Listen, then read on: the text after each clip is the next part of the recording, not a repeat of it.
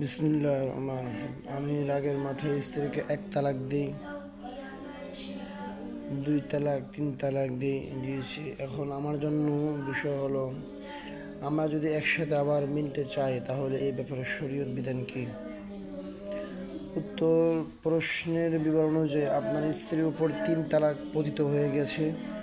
এখন আপনাদের একত্রিত থাকা বা সরাসরি পুনর্বিবাহের কোনো পথ নেই।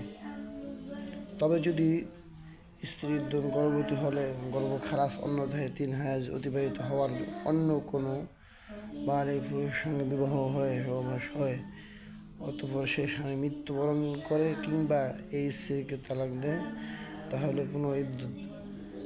তালাকের ইদ্যত যা পূর্ব উল্লেখিত করা হয়েছে।